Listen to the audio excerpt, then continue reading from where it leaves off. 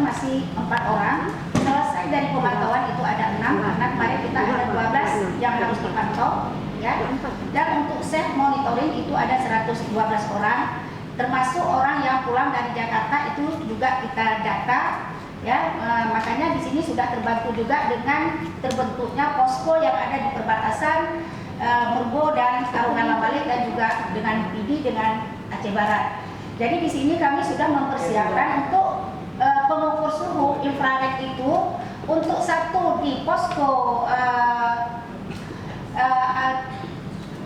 Mergo dan posko yang ada di Arungan Lambalik, dan ada satu lagi untuk di kapal itu di Puskesmas Cot Semereun, karena di Puskesmas Cot Semereun dan Layung itu kita buat posko di posko pelabuhan. Itu juga nanti kapal tiba penumpangnya juga dicek, dan juga keberangkatan juga dicek kembali. Itu bekerja sama dengan KKP, dan juga dengan adanya yang di pelabuhan Jeti yang ada di Ujung Karang.